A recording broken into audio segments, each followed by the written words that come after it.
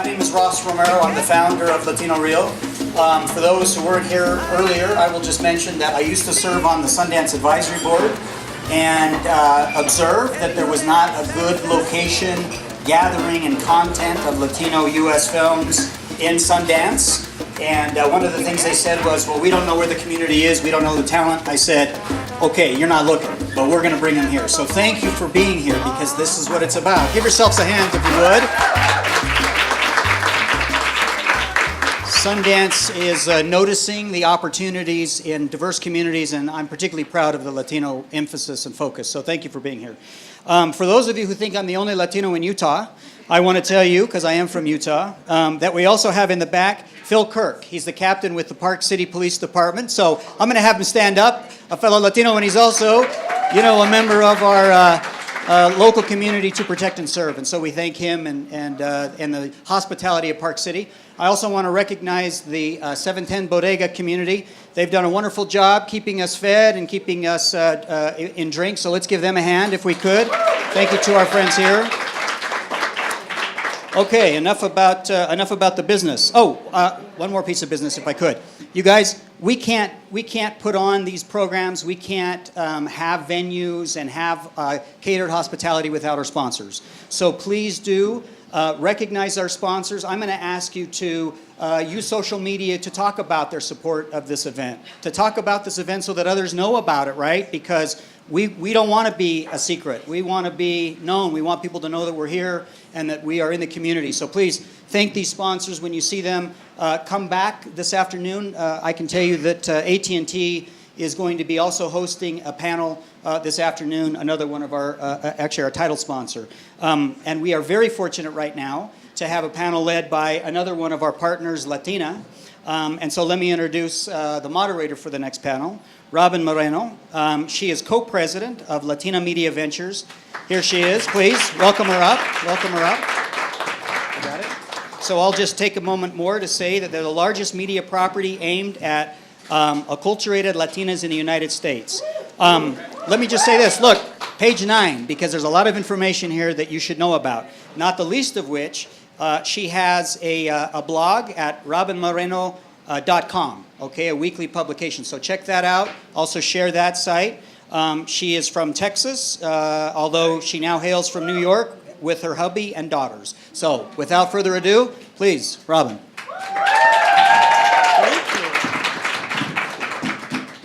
Thank you guys so much for being here. I know that it has an amazing program at Sundance, and I saw a lot of things that are going on at the same time that I was like, that looks amazing. So thank you guys so much for choosing us and supporting. That's what it's about, is that we have to support each other, and we have to walk our walk, right? I think now more than ever, it's important that the Latino community comes together. I think we're under attack, and I think that we've done a lot in 20 years. So Latina has been around for 21 years. I'm sure you guys are familiar. We started as a magazine, and now we're a digital platform. We're launching more videos, which we're excited about. Oh, I just got the spotlight. Thank you.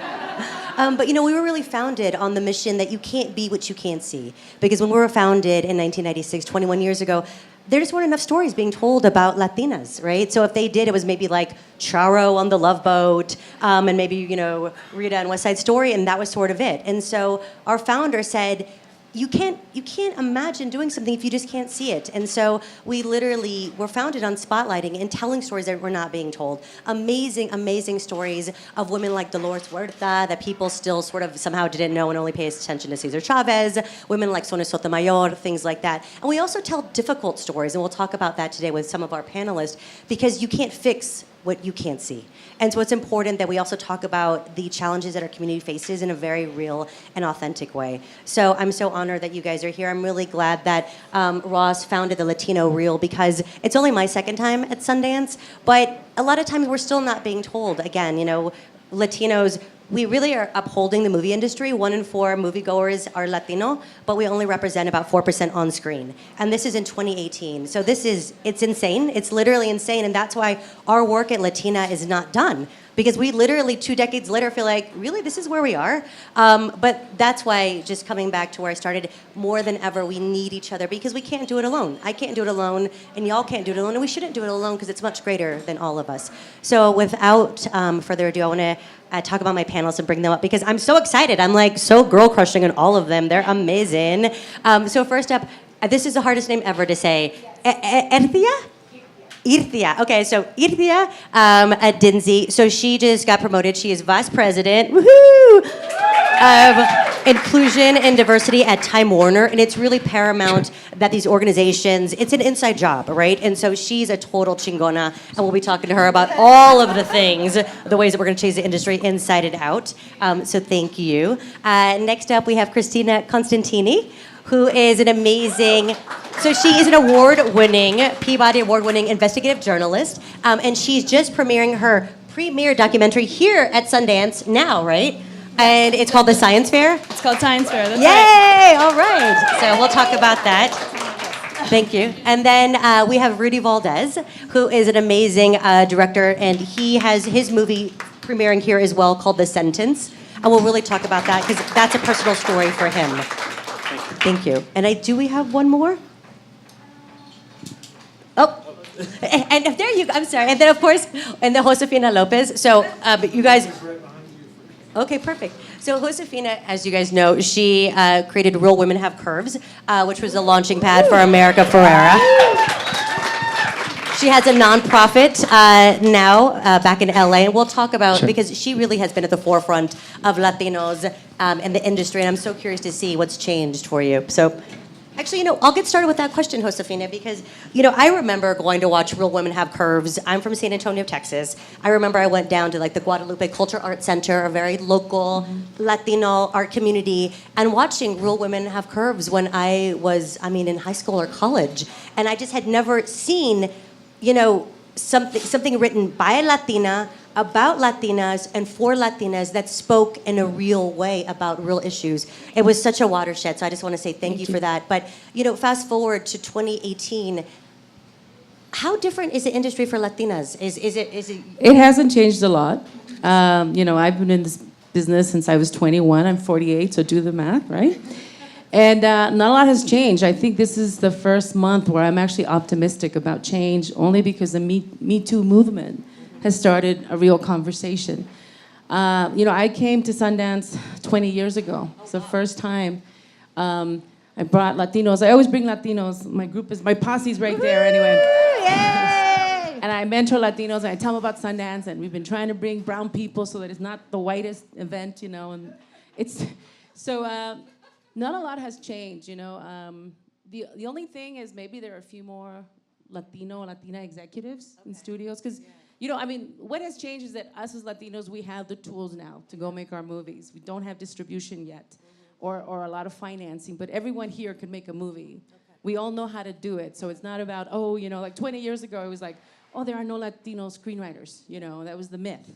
And of course, I belong to the Latino Writers Committee, or I used to, at the Writers Guild, and there were over 200 Latinos 20 years ago who identified as Latino screenwriters, and the studios used to say, we can't find any. That's why we had to hire Josh, to write La Llorona story, And so, I want to share an experience because to me, this is how it's changed and how it hasn't. I have I think like everybody, I have like a Latina hangover meets girls trip, right? Uh-huh. Right? And so I'm working with Gabriela Tagliavini, who's directed box office hits in Mexico, and she's trying to do her big breakup film. And we're trying to get it done, and of course, we have the double, what is this? Not the double standard, but also the double cross in that we're Latinas, but we're also women. Mm-hmm. So we can write a Latino story, but the fact that our stories are raunchy, that we actually want to write about how real women talk about sex, that men don't want to hear it. So we're like, oh my God, we can't sell this movie. This is like girls trip with Latinas, but raunchier, and funny, and I wrote it, and it has substance. And we couldn't get it made because it was too raunchy. And we're like, oh my God, right? So then we took it to another studio. And at the studio, there's this Latina executive, which is so rare. And I was like, oh my God, how did you become an executive at this big company? She goes, girl, I started out as an intern. And the secret is that, the unfortunate part is that in order to become an intern, or even work in all these studios, you have to have an Ivy League education just to work at the mailroom, right? How many Latinos can go get an education, Ivy League education, and say, oh, let me work for free? Unless daddy's paying the bills, you're not going to do that. And that's how the executives come in. And then also she says, as interns, they're all favors. All these people have connections and they have favors. So I just managed to infiltrate. And now I love your movie. I would love to make your movie, but now is how do I convince all these guys that this story is worth doing? Because I love it and it's not raunchy for me, but these guys can't handle that. And I have to sit in a room with 6 men and convince them that the story is worth doing and that it's gonna make money. So now, so her challenge was like, how do I make this script like guy-proof? So that whatever a guy's gonna say, gonna knock it down, it's gonna say, no, we've got, so that's, so in that sense it's changed that now I can have meetings with Latina executives, Latinas, but they still have like, okay, it has to be filtered through a white male audience, like a point of view, and it has to be validated by that. So it's still very frustrating. So, Idria. Yeah, I was just going to say, I mean, I think you're absolutely right. First, I want to say, one of the things that we do, I have 3 jobs, because, I'm a Latina, so I have to have 3 jobs. I can't just have 1 job. So I do corporate responsibility, diversity and inclusion, and then also philanthropy for the company. And I took over those 3 jobs from another Latina, because she also had to have 3 jobs, Lisa Garcia Quiroz, who was a big mentor of mine for many years. Anyway, so one of the conversations that Lisa and I used to have all the time was about like all of this data and all of this proof that we share with everybody internally and externally about, like films with diverse audiences make money. Like they make sometimes to the tune of 10 times more money than films where the casts are not as diverse. Like this is not secret research. The Bunch Center publishes it every year. You're armed with all of this information. And I have to say that the one thing that Lisa taught me is that, like, data is really great, and facts are really important, but stories are what matter, right? And so that story that you told, I think, exemplifies really well what the challenge has been. And so 10 years ago, we sort of charted on this course through the foundation mainly to kind of like change the prospects for diverse storytellers, right? And we were going to change society. And I think in some ways we've had, sort of great success at it. We partner with Sundance, and that's one of the places that we partner with. And we provide fellowships and we provide access, and, in turn are able to actually create pathways to platforms for Latinos and other diverse storytellers to tell their story. But 2 years ago, we kind of realized that part of the barrier had to do with actual access and more platforms for diverse storytellers, right? So the issue was that we were sort of like retraining people and providing programs and more initiatives and more fellowships, and you still couldn't get your your script sold, right? You still couldn't get your movie made. And so we started a small incubator, which we call 150.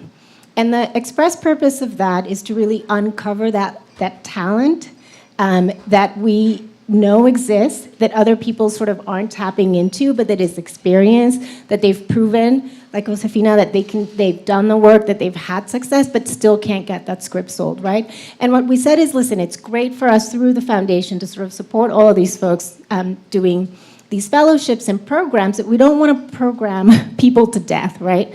What we want is to get their stories on our platforms. And that's what 150 is about, that initiative in particular. And so it's a very new project, and the idea is that we're going to bring those stories. We're going to give those storytellers the opportunity to test run, right, to sort of develop their scripts under sort of our tutelage, protected by the Time Warner banner, if you will. And then we're going to help them sell those stories to Warner Brothers. Then we're going to help them get writing gigs at, sort of some production companies to really try and break that cycle of like, oh, it's so great, you've all these accolades, but we still can't buy your script, right? We're trying to disrupt that and remove that barrier. So, just a little way in which we're helping. But yeah, I can completely identify with everything that you've said, and we've heard that story many, many times in different forms and shapes. And I think that what we're really trying to do is to change that in a little bit, if we can. Christina, I want to talk about your movie, The Science Fair, because you're sort of a science nerd, and it's based on you. That's right, yeah. It's really great. And it's a documentary about like 12 different kids from different countries all over the world that go to the biggest science fair, and it can change their life. So I totally saw the trailer. I'm dying to see the movie, and I know it's based on you. But what was interesting was when I was watching it, and this is probably my own internal bias, it's not overtly Latina, right? So can we talk about that? Because Sure. I wonder if you have a challenge. What Yeah. kind of challenge where you're like, Definitely. how Latina does a movie have to be made, or can you just make a movie? Right. Well, I work for Univision and the Fusion Media Group, and so, almost every piece of journalism I've done, I think, save one, has been about Latinos and their experience in immigration, and I have reported on that since day one, and I wanted to do this story, and we talked a lot about like who should our characters be? Should they be Latino? Should they be immigrants? And we decided on our cast. We have a Brazilian team, and we have, I think, like 8 of our 9 characters are immigrants or children of immigrants. And Dr. McCullough is a teacher in our film who is Latina too. So they're American Latinos. She's an American Latina, and there are immigrants who are second generation. They're American kids, but so many of them have parents who are immigrants. And to me, that was an important feature to capture, that so many of the people who are changing our world, so many of the top scientists in our country, and so many of the people going into scientists are immigrants and with parents who came here for a reason. And so I think Latinos share an experience with other immigrants in this country, many of them who came here for a purpose, for a better life. And so, during these dark times when so many people are under attack, Muslims, immigrants, scientists in general, we wanted to make a movie that showed, these little inspirational figures that are standing in stark contrast to what's going on in the rest of our world. So I would say it's not expressly Latina. It's not an expressly Latina story, but it is so informed by my experience of having, a Latino father who came here and gave up everything for us to have a better life. So. Oh, you're so sweet. Thank you. That's amazing. So Rudy, I'm really particularly interested to see your movie called The Sentence, and it's based on it's your sister. Your sister who is she still incarcerated? Yeah. Well, you kind of have to watch the movie. Okay, I don't want to give it away. Spoiler alert. Okay. But can we talk about that? Because we've talked about stories that are being told in the community that are both uplifting and that are just real. And I know that Latinas are one of the fastest growing prison populations. So this is something that was interesting to me. But on a personal level, because it's a personal story, was that hard or challenging as a filmmaker because you were so close to the subject? It was. I'm not trying to give word. I'm not trying to play games here. It was life changing and career changing because. I'm a documentary filmmaker by trade. I make films, political films, social justice films, and I work with people on a day-to-day basis, oftentimes on their worst days, and talking about these terrible things that have happened in their lives and how they're trying to change in stories of hope. And during the course of all of this, I wasn't a filmmaker when I started this film on my sister. I hadn't even picked up a camera before. The first interviews I ever did for this film were literally my first time clicking on lights and hitting record, and I was like, I hope everything is in focus. I didn't know, and you see it in the film. I grow as a filmmaker, and so I hope you see it. Really, I'm okay. No, so to answer your question, it's I'm trying to. I lost my train of thought. Can you repeat the core of your question? I guess my question was it challenging as a filmmaker because you were so Yeah. close to the subject? So It was. So part of being a documentary filmmaker is gaining trust. Gaining trust and getting people to let down their guard and speak to you and be vulnerable and be honest with you. And I work on that constantly with everyone that I'm working with in all of my films. with my family, I had that trust built in. I'd built that trust my entire life. So I had to approach it in a different manner, because all of a sudden I started to see the ramifications of what releasing these stories can be. Like, we as documentary filmmakers have to understand that the power that we have when we're filming people's stories and putting them out there. Oftentimes with all of my other projects, while I put my heart into all of them and I believe in them wholeheartedly, when I turn off the camera, I go home and I see my daughter and I see my wife and I have my life and I have other projects. With this film on my sister, it was 10 years, 24/7, 365 days a year. I lived this for 10 years because there wasn't a time when I had a shoot with them when I went home and I was like, oh, like, they're gonna be all right. Like, it's gonna be, no. I had to be very conscious of what it meant to ask my family to be vulnerable, to be honest, to share their story. And there's a couple of portions in the film where I challenged myself because I felt guilty that every day I go out and ask people to be vulnerable and be honest with me, and I hadn't done it yet.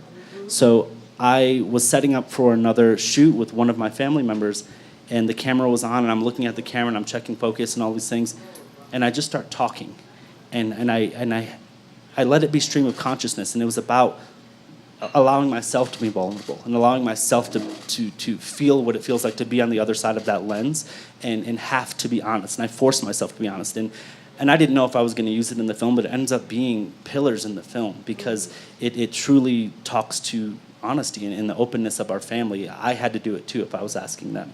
So it was very difficult to ask my family to share this story. It's I only screened it for them right before Christmas. For 10 years, they hadn't seen a frame of this film. And I was very nervous. I didn't know if they were going to kick down the speakers and tear the screen down, and they're not that violent, but or if they were going to love it. But they knew that I was doing it for the greater good. That I was taking the story and I was making something good out of it. So Josefina, can you talk about that sort of vulnerability, like in filmmaking and in storytelling with like the Latina perspective? Because I feel like for the longest time, and this is generalizations, we used to only see certain types of Latina characters, and I feel like we still kind of do in this, right? And you have these limited. Well, I think as most female characters, if they're not written by women, they're for like a male gaze. They're for a male fantasy. So the bread and butter of Hollywood is it's for males between the ages of 13 and 35. So a lot of the women are basically their eye candy for that audience, right? And so the Latinas that we've seen are the Latinas that are basically there to provide service, either the sex servant or the house servant. But that's been our role. In the grand story of a white man's story, we're his servant. And so that's how come the characters are so flat. So, I think with Real Women, what it did is that it showed the fact that women are flawed, that women are real, and that we want to be more than just your fantasy. We have a right to our own dreams and our fantasies. And so far, I'm really good at vulnerability. I'm very good at making people cry, and I'm empathic. People who know me, they're like, I'm empathic, which means I feel other people's feelings. I'm kind of intuitive, so I know exactly how everyone feels, and everyone confesses their sins to me. I mean, because I'm such a great listener that I listen so powerfully that people start confessing stuff that I go, oh my God, like this person can go to jail from this evidence that And it's because I think what makes me a great writer, or why I've been successful in creating real characters, is because I listen powerfully. And I let people show me their wounds. And instead of saying, oh, I'm going to use this later against you, I'll be like, you know what? I honor the courage it took for you to get through that suffering and abuse and wounding. And people always are surprised. And I think that's what I do with my characters, is that I show their trauma, but how that becomes a source of courage. Right now I'm working on a screenplay for Kate del Castillo that deals with the loss of a child. And I was actually finishing the treatment before I got on the trip. I was in tears, crying my heart out. And I'm thinking, man, people are going to have to take a whole box of Kleenex, because I like to talk about things that make people really uncomfortable, which is death, right? I'm the kind of person that this is, no, let's go there. Let's talk about death. I think we're all grown-ups now. And let's talk about sex. sex and death and shit are my favorite subjects. And those are the things I really like to go, because I go, I'm not here to entertain because everything else is about entertaining you. I'm here to make you think, where is the value of your life? It's not on the way you look. It's about how you can be there for somebody else. It's about the courage it takes to be human, to really be with your pain and not run away from it. So I love to go there. Do you think that we're like, this sounds so corny, but like that Latinas are having a moment in the sense of like the community, in the sense of people really coming together? A lot of conversations that I have all the time is like, why can't Latinos come together? Why can't we get together more? Like I have these conversations and I feel like, and everyone has their opinions, and that's a whole different panel. Well, I have a theater, and I started a program called Chicanas, Cholas, and Chisme, where I've mentored over 30 Latinas to learn to write, direct, and produce theater, and now they're directing films. Now they're starting to do that. So I purposely went and worked on creating a community of Latina women who support me, because I got it early on that I said, you know what, no one's gonna come and save me. Yeah. No one's gonna rescue me. I mean, I was very lucky, thank God, that George LaVue, who's a gay man from New York, saw the humanity in my characters, and he loved it, and that's why he fought for my movie to get made. But I realized that no one's gonna save me, you know. I better learn to write, direct, and produce, and I better teach as many people so that someday they'll be on my crew, and then I can go make my dreams come true, you know?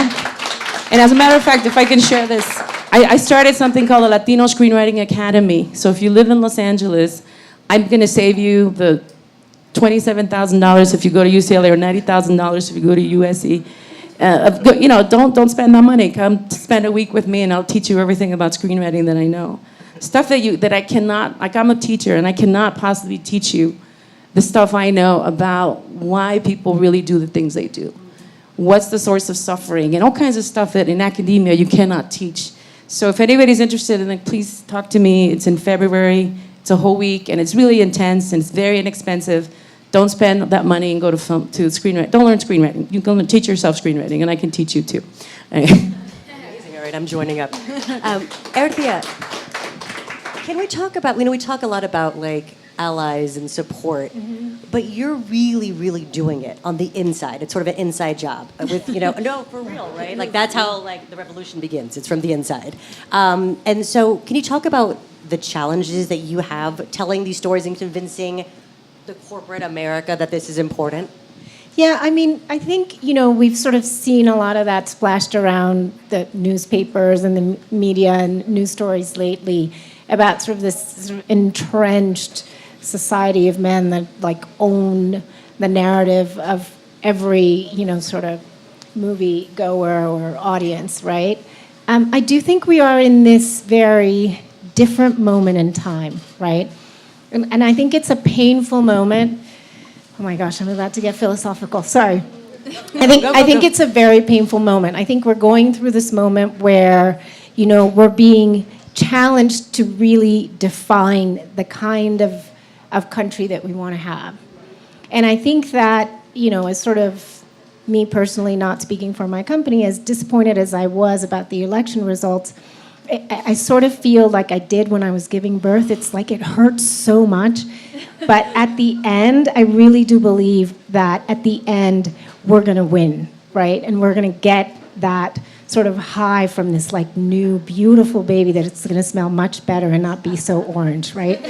And so I do really think that. And I, the sort of, it's not just the Harvey Weinstein thing. It's not just the sexual harassment. It's sort of the forcing of these conversations that is now taking place internally. The challenge to the processes and the ways in which decisions were being made. The opening of doors. The allowance for me to now say things and have conversations in a more direct way. Not to have to massage so much around the corners, but just to go right to the heart of the matter. That, sort of that open runway that I now have, it's palpably different. And it's created opportunities. And I think what I would sort of urge everybody in this room to do, and I think, Josefina has like said it beautifully as well, and everybody else on this panel, right, it's this moment for us to own our narrative, right? And our narrative is diverse and it's complicated. It's sort of like, just like my background. I'm Dominican. My dad's from like the English-speaking Caribbean, like his family that they settled in the Dominican Republic. So I speak Spanish. I live between two countries. Now I live here. I'm black, I'm Latina, I'm confused, I speak German, right? All of those things, like we own our narrative. And we need to, like, now is this moment to sort of take up arms and say, oh, you've created this little wedge. I'm gonna settle here for the long term, right? And so, you know, I need you guys to help me do that. And my promise is that I'm going to be on the inside always going, oh, did you look at sentencing? Did you see that movie? Because you really should, right? Like, you really should understand this story. And maybe this is not the project for us to do, but wouldn't it be so great to talk to the director of that film and understand his process and his potential, right? And how do we develop a relationship and move that forward? So, yeah.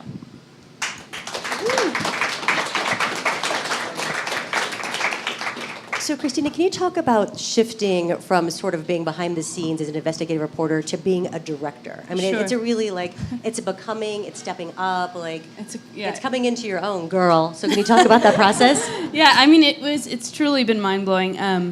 I was a reporter, and then I learned how to produce television, and I, was doing daily television, and then they let me start doing investigative reporting. So I did some documentaries with my co-director, Darren Foster, who's right back there. It's, you put almost exactly the same amount of work into producing a documentary for television. But here, the response it's been so totally mind-blowingly different. I mean, we're used to, airing something on television and hoping somebody tweets about it. And here, having a feature is like everyone throws a party for you for the project that you've been working on. But it definitely is much different than anything I've ever done, and much more personal than anything I've ever done, because it's the story, as I remember it as a teenager, of going to the International High School Science Fair and how it totally changes a teenager's life. And so, we follow these quirky, fun kids. It's also totally different than anything I've ever done because it's happy. So, it's fun to laugh. There's not that much laughter in documentaries and in investigative reporting. So, it's definitely been an entirely different experience. So surreal, but one that, I'm still learning and still getting better, and hopefully they'll let me do it again. So yeah, it's been an incredible experience and learning experience for me. I think we'll let you do it again. You'll let yourself do it again, Please, girl. somebody.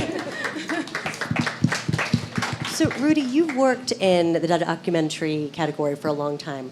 Why are you drawn to that? And do you feel like, what responsibility do you have to tell these stories? Is there a backstory to this story? There's a backstory to this story. Buckle up. No. Growing up, I got interested in theater in high school, and I sort of had a knack for it right away. And my first audition, I was a lead in a Shakespeare show. Like somebody who prior to that, my junior year in high school, I was literally told by one of my English teachers and my counselor, maybe we should try special ed for him. And that killed me. Not that there's anything wrong with being in special ed, but I knew that it was just because I was bored and I wasn't challenged, and their answer to that was, well, let's get him out of our class. And so I took it upon myself to challenge that. And I became an actor, and I learned Shakespeare, I learned iambic pentameter, and I became the best at that in my high school. And it was, it's high school theater, so we were all terrible, but it felt really great. And that parlayed into a scholarship to go study theater in college. And again, like I was really embraced, and I was this, Latino guy there who can, is great at Shakespeare and Mamet and Tennessee Williams and like all of these things. And I was like, this is great. Like this is really, really cool. And so after I got out of college, I went directly to LA because I was about to tear this town a new one. And I walk into my first casting thing, and the person's like, we're not seeing the gang members here today. And I was like, I'm not a gang member. I'm here for but that continued to happen, and it made me very. disheartened with the entire thing. This thing that I loved so much and I thought was going to be my ticket out and my way to have a voice was all of a sudden I got punched in the gut. And it was like, no. You're going to have the voice that we tell you you're going to have. We're going to look at you and we're going to put you here. You're going to be a gang member. You're going to be a drug dealer. You're going to be a farm worker. You're going to be this. And there's nothing wrong with being those things, but I'm so much more than those things as well. I have the ability to do other things. So it's I left LA, with, my heart broken. I went back and finished some more school. I moved to New York, and I became a teacher. And during this time, I was writing a show, a one-man show, like every failed actor does. They write a one-man show. And I wrote it for my family. I wrote it for my family. It was literally only supposed to be 2 days. One night was going to be for me to just get it out like a dry dress rehearsal, and the second night my family was going to come, and I wanted to show them that although I hadn't fulfilled my dream as an actor, I wasn't going to give up, and I was the sum of all of their parts, and I was going to have a voice. And the second night, there was somebody there who said, this show is unbelievable. Can I give your contact information to somebody who's having a conference in San Diego? And I was like, sure, why not? And they called me the next day, and they said, please come and perform this at a theater out here in San Diego. And I went, and it was this college thing. This is a long story. I'm going to cut it down here. And it's great. It's like you're on. So it ended up being for 1,500 colleges around the country that they were like, we cancel our keynote speaker, and we're going to have this guy perform this show, this one-man show. And I go up there, and my ears are ringing, and I was like, I don't know what. And I just performed the show, and a lineup happened all the way down the aisle, and every single person gave me that card. And they're like, you need to come to our college. Our students need to see this. Our students need to feel this. Our students need to see somebody who looks like them. What's the name of your show? It's called Coconut, a stand-up dramedy. Because as a kid, I was called a coconut because I was never, I was brown on the outside and white on the inside. People thought because I wanted to go to class and I wanted to do something other than what the other kids were doing that I was a sellout. And that's not me. I'm just trying to have an honest voice. And so that made me, right along this time, I started working for free for a production company on nights and weekends. And while I'm teaching kindergarten in New York. So I'm a very busy guy at the time. And we're ending the second year of me teaching kindergarten. And one of the production people come up to me and they're like, you really have a knack for this. If you ever wanted to give it a go, we'll try and help you find work. And I was thinking about it, and they let me come on a documentary shoot. And the first time I was able to watch a story unfold, and with everything that's happening with the story I was telling, I thought, this is a way to control. This is a way to have a voice, and more importantly, this is a way to give other people a voice. And so that day I went to my principal and I said, I won't be coming back next year. And I dove headfirst into documentary film because I wanted to make true that promise that I made to my family, that they sacrificed so much. I watched them go through so much growing up, always feeling like they were overlooked, always feeling like they never had a voice. And I wanted to give that to them, and I wanted to give that to other people like them. And more importantly, I wanted other people to see somebody that looked like them doing that. So many times people were coming in and saying, I'm going to tell your story. And I have nothing against people from other race, but some white guy coming in and telling me he's going to tell my story and what I should be doing, I didn't understand that. I was like, how do you understand me? How are you going to tell an honest story of me? And so I needed to be that. I was tired of somebody else telling me where.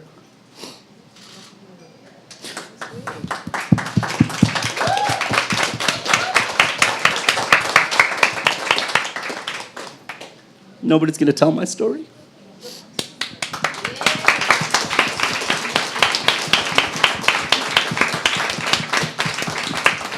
Thank you. That's so beautiful. And I think, so I don't know if it's challenging or good, but I feel now in this day with social media, right, and all of these, YouTube and everyone at their phones, you can make a movie. It seems like we can finally maybe do for ourselves what Hollywood will not do for us. Do you think it's true, or is it still challenging? Josefina, what do you think? No, we can do it for ourselves. It's just distribution. That's the one area where we still don't have access. There's still platforms here and there, but then with distribution, the catch is always, well, who's going to star in this, right? Because I know tons of Chicanos, tons of people who are saying, fuck it, I'll go make my own movie. And they did it, right? Like, I remember in 1 year, 11 Chicanos went and made a film. We all did it the same year. It was like we had enough. But we can't get distribution because we don't have stars. Right? So yeah. So I think we're at the point now where nobody wants to hide anymore. The idea of that we have to hide in the dark and be ashamed of being Latino, being a woman, being a physically challenged person, or whatever you were told that makes you not enough. I think we're at the point where everyone's saying, I refuse to be in the dark anymore. And I have a cell phone, and I get to tell my story. And, some stories are, all stories are true or universal, but some stories become more accessible to so many people. So sometimes it's a matter of you sharing your story on your phone, and then if other people go, oh my God, that's my story too, then all of a sudden this story becomes so many people's story. Like, when I wrote Real Women Have Curves, it was my story. It was me saying, I started out as an actress, right? And I was basically told, look, if you're gonna be an actress, you have to lose weight. And then it was like, okay, if I lose weight, then I'm gonna be told, change your name. Then I'm gonna be told, dye your hair. Then I'm gonna be told to be someone I am not. And I'm basically gonna have to give up who I am to have an acting career. And then you can't be an actor if you've given up who you are, because all you have to draw as an actor is your humanity. Your humanity is the clay that you work with. And if you have to give that up to do what you love, then fuck it. Change the system. So what I did is I said, all right, there are no roles for me because chunky girls, I guess, they're too heavy for white guys to pick them up and take them into the sunset and be the hero. So I guess I'm gonna have to do it where she gets to be the heroine. She gets to be everything that I was told was bad about me. I tell people, like, I was 18 years old, I was overweight, I suffer from depression, I have dyslexia, I have a bunch of other issues, undocumented, and I felt so ashamed. I felt like I'm here to clean your house. That's what God put me on earth, according to like a white man's perspective. And it was either I accepted that I was gonna play every maid, like Lupe Ontiveros did, or I was gonna say, fuck it, in my story, I get to be the hero. I get to get laid. I get to do the things that I'm told I'm not allowed to, that I can't because I don't have value because I'm not beautiful or whatever. And that's how I changed the narrative. And then, so sometimes us refusing to say, we refuse to live in somebody else's story. We refuse to be supporting characters in somebody else's story. We are in our own lives. Yeah, we've been relegated as Latinos, as people of color, as supporting actors in a white man's story. I'm saying, fuck it, this is my story too, Fuck it is my magic word, by the way.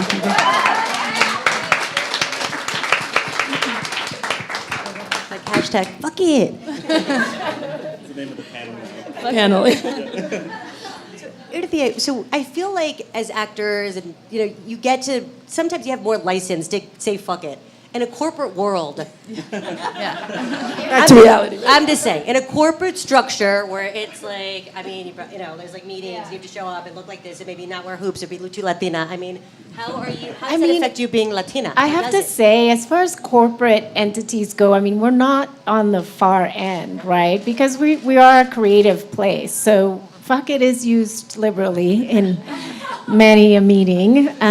As long as it's not directed at someone, it's usually okay.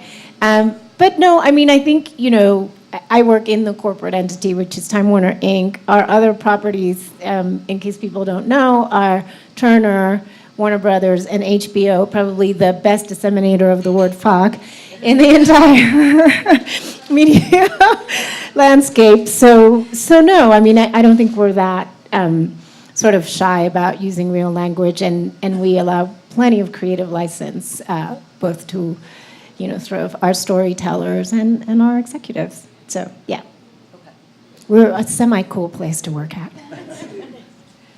So Christina, what do you think you're going to work on next? That's a great question. Now that I've had a taste of what it's like to make a fun movie, it's hard to go back to, the serious topics that I've done for so long. But one movie I really want to make, which is kind of a secret, I don't know how much I should talk about it, but is about Walter Mercado, who you might know. Love Walter! God, I think we do. Y que recibas de mí. I know. Virgo. Exactly. I love it. He just agreed to meet with us, and right after Sundance, I'm going to Puerto Rico for our first meeting with him and to tell his life story of how he became Walter. And it was the most magical phone call I've ever had in my life. He blessed me. Did he do a whole astrological chart and all? Sorry, now I'm Not taking yet. over the No, question and not- answer period. Did he say Not- anything about me? Like, did he have any? Lotto numbers. Okay. But Walter, I think he's a great example of somebody for our generation of Latinos of young, even English dominant Latinos. We've seen him on for me on my grandma's television every morning, and Univision and Walter. It's like part of the reason I learned Spanish, because I would watch him and be like, I need to know what that means. It sounds exciting, and so it's totally in the works. But Walter is huge for Latinos, and he is an example of someone who white people know nothing about. I know. When I try to explain him, I'm like, it's a Liberace. He kind of looks like Hillary and Donald Trump combined, but much more mystical. But yeah, I even have friends white friends who would just turn on the television to watch him. So I think he is a great example of somebody who I just really want to share. I want to tell the story of our community, and hopefully share it with a broader audience, because he's such a lovely force of energy in this world. He said to me on this call that he once was a star, and now he's a constellation. So I love that. He's so cute. He's really modest, too. Yeah. Man, I love it. Amazing. So hopefully I'll get to do that. I also hope to continue doing things about issues that I really care about, and detention centers, incarceration, immigration, all of it. But yeah, Walter is on my horizon, so I'm very excited. He saw you coming in his crystal ball. He summoned you. I love him. I just looked at my watch and I realized that we've been talking so much. I wanted to ask y'all questions, give y'all time. So, do you guys mind if we move to questions out there? So I'm wondering, in your guys' profession, writing, producing, and whatnot, what helped you personally take your craft to the next level? I'll start. I do a lot of healing workshops, right? All the stuff that nobody wants to go. I study the unconscious mind. I'm a Reiki master, and I have a bunch of other healing modalities that I do. And I purposely put myself in situations where I know it's going to be emotionally very tough, because I want to go to the darkest places that human beings don't want to go to, and I want to come back and tell people, you'll be okay. It's all right. Because I feel like writers, the first writer really on this planet was the writer that basically was in the cave with a bunch of other people, and then someone goes, oh my God, there's something scary outside. Somebody has to go see what's out there. And the writer always goes, okay, I'll go check. And the writer's the most courageous person that goes out of the cave and sees and then realizes, oh my God, it's not what you guys think it is. It's actually something very beautiful. And everybody goes, thank you. And so that I know is what makes my writing unique, because, at this point, there's there was thousands of people in the Writers Guild, right? There must be at least 100,000 people competing to get a movie made, right? And the thing that I know that will get you noticed is when you write a scene at the very beginning of your movie that captures that incredible pain or wound or suffering that emotionally hooks the reader to the point where they can't put it down, because they've been touched so deeply that they want to go, oh my God, I have to see what happens to this character. I want them to win. I want them to... And that's how I've been able to have a writing career. Because, everyone can write clever sentences, clever writing. I read tons of screenplays, and I go, okay. But the one thing I can do is I can make you feel stuff that you didn't know you could feel. And then people call me into a meeting. And then when I'm in a meeting, I speak to people in a really human way. I'm really good at undressing people of facades and egos that they're not even sure what happened to them. And then they look at me and they're like, oh my God, that girl, we have to hire her. We have to do something with her. And that's what I do. I get so real and authentic with people that they go, oh my God, we have to work with you. We don't know how. And And that's been my career. So I would say that that's what I've done. And just quickly from me, it's along the same lines as what she said. I think first and foremost, fuck it, believe in yourself. You know, one of the biggest things that crippled my career for a very long time was I always felt like I didn't belong in the room. Even when I was the cinematographer, when I was the director, when I was the writer, when I was the producer, I always felt like I was joining a room and I was joining their room and I had to get the okay from all of them. Believe in yourself. You have a story in you. You have something in you. Everybody in this room does. Believe in yourself. Nobody else is going to if you don't. And don't be afraid to fail. You're going to write some crap. You're going to make some crap, and that's great. Learn from it. The next one's going to be better. Finish things. So many unfinished scripts, so many unfinished films, so many unfinished documentaries. Finish them. They may not be the best film, they may not be the best script, but your next one's going to be better. Believe in yourself and keep doing it. Yeah, I think that's fantastic advice. I think like a deep belief in your own value and your own talent is very important. And I think for me, what's always been the most helpful is I'm not scared to ask for advice. So I will seek out people who I think are very talented and will show them what I've made, or people who I think are very smart or good at a certain thing, and I show them something, or I ask them what do you think about this scene? How did that work for you? Or is this a good story idea? And you don't always have to listen to those people. They don't always know the right answer. Yeah, sometimes they don't know the right answer. Yeah. But I think that knowing that that we're still all growing and that it is a process, and to get better you have to be humble enough to know that there's room to grow, at least when you're at the beginning of your career, certainly. And so seeking out people who you respect and admire and getting their advice and considering it is, I think, it has been incredibly helpful for me. Anybody else? Hi. First off, I just want to say thank you guys so much for being here. I'm with Latino Reel, but first and foremost, I'm a student at the University of Utah Actor Training Program up there. My question for you guys is, if I'm not seeing the projects that have diversity, how should I go about changing that within my community, my small community, my program? And if not my program, how do I go about doing it outside of school? Make it. I would say, like, if you're in a theater program, and again, not to promote my work here, but I know that, like, my play has been presented at a lot of theater departments. All these Latinas are like, we're not getting cast in anything, we're playing the maids again, right? And they're like, well, can we do Real Women Have Curves, right? And then a lot of universities will do that play, and that's how people go, oh my God, I didn't know you could act. I didn't know you could be more than just, these little tiny parts. So you gotta make it easy for them by presenting plays written by Latinos that have roles that you love. And you gotta say, all right, I'll help produce.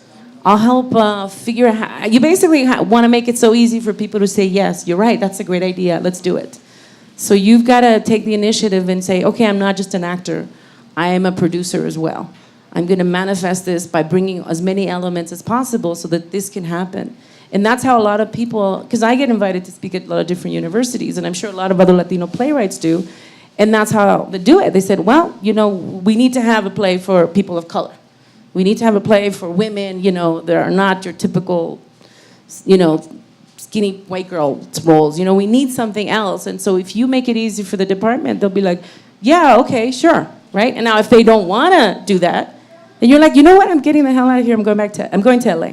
I'm going to go do my own thing. I'm going to go to some place where they do appreciate someone like me, where they want. Because if you're there and you're begging, at some point you got to say, no, I deserve better than this and I'm paying for this. So I'm getting the hell out of here and going to a department that really does appreciate me and does stand for diversity, not just in their brochures, right? Can I just share some chisme about diversity? And just because I love the fact that you're a Latina and that you're a director of diversity. I knew the director of diversity at the Writers Guild. And here's the thing, okay? I've been in this business for 27 years, right? Yeah.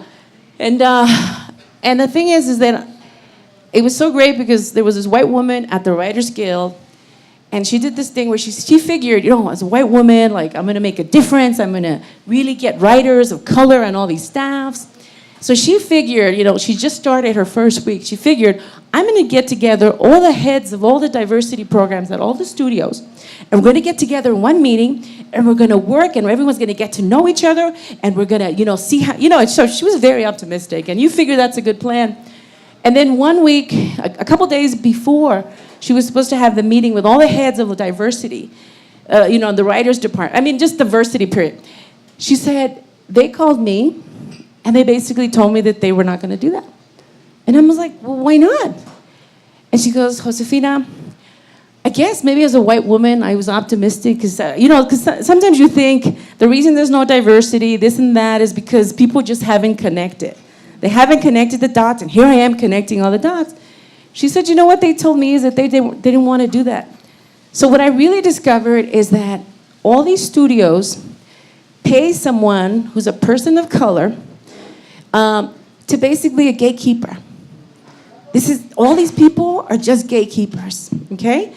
And what they do is they spend $10,000 at Nalip, $10,000 at all these Latino organizations, and they buy us lunch, okay? And this is why she eventually quit, because she said, I've been in this for 2 years, nothing, there hasn't been any progress, because nobody wants it, Josefina. They pay these heads of diversity to basically look like they're doing something, but they're not doing anything. And I said, thank you, because I've known this for 23 years back then when she told me. And I said, but I'm so glad that you as a white woman is saying this, because people call us crazy. Yeah. When we say no, they don't give a shit about us. They really don't. They buy us lunch. They tell us, we love you. Yes, we want Latino I mean, I've had this happen to me so many times, where they go, yes, send me your project.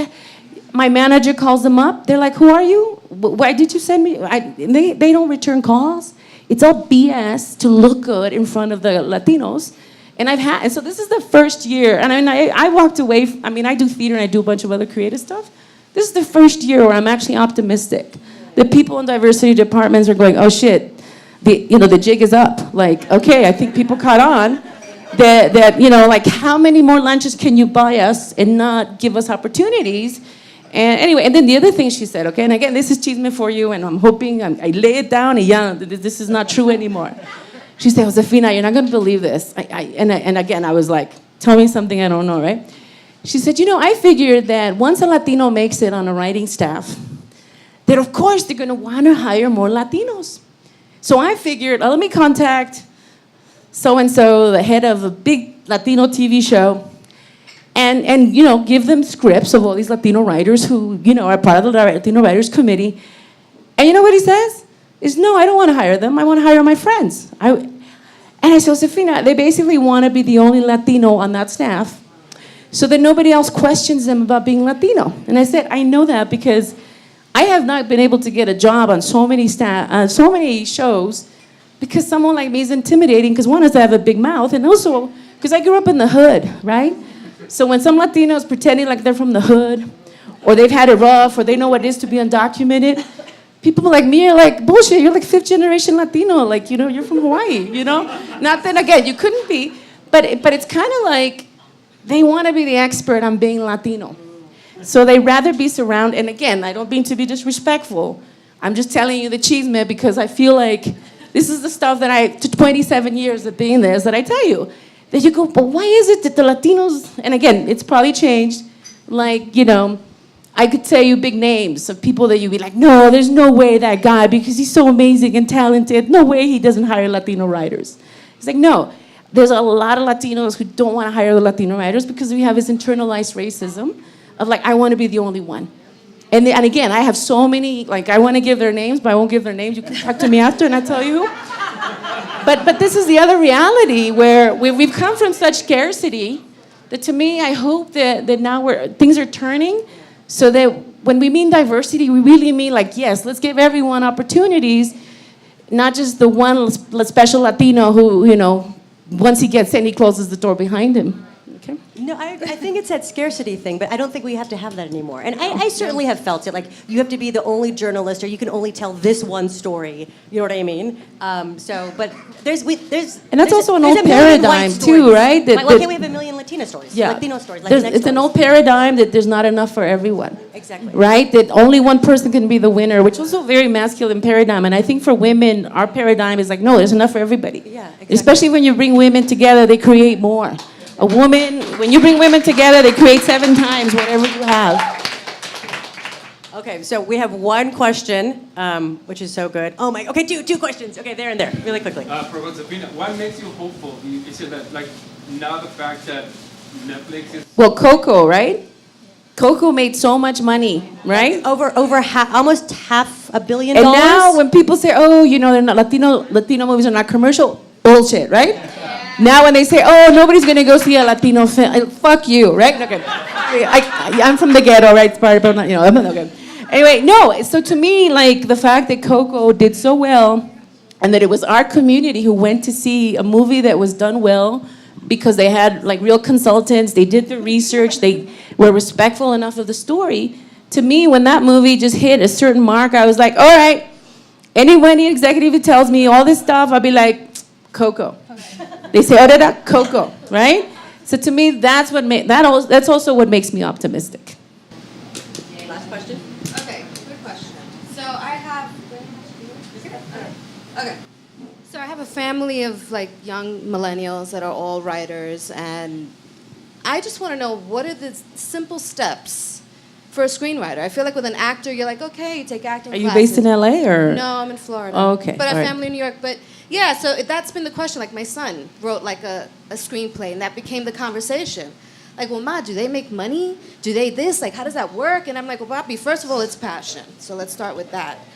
But the steps, you know, I feel like it's all kind of like. If they blurry. already know at least the basics of screenwriting and they have a story and they've worked and they're at that Right. level, let's Right. say, there's all these writing programs. One program that really leads to results is the National Hispanic Media Coalition has a TV writers program. Awesome. Where I actually know people who are now represented by CAA who started there like maybe 5-6 years ago, right? Obviously, you know, this person I'm talking about is very talented, but that's one area. So find out all the writing programs that there Yeah. are, right? I'll tell you about 2. There's one at HBO. It's a writers and directors programs. They're 2 separate fellowships. He can just go online and apply for them. Warner Brothers also has similarly writers and directors, and I think Turner is launching theirs soon.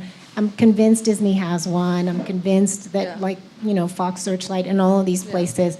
So I would sort of like just comb sort of every media company for those kinds of fellowships. And just keep submitting, and every time you submit, keep writing the script, rewriting, right? So don't, because it's so competitive.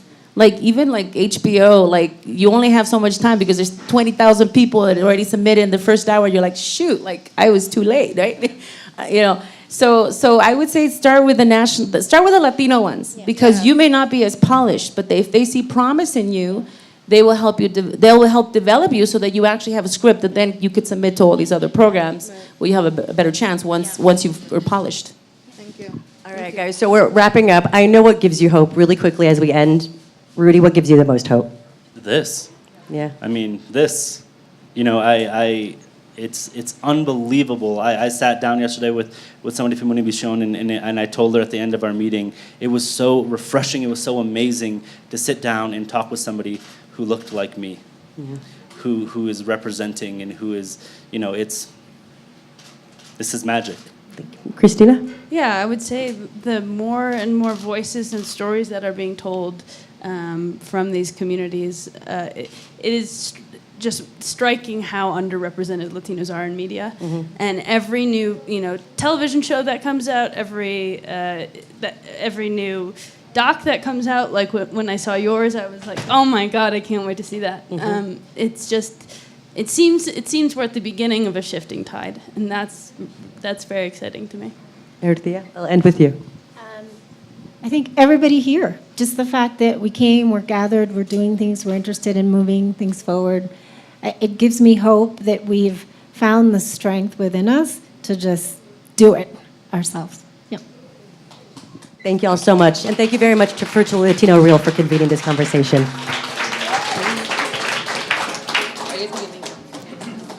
meet with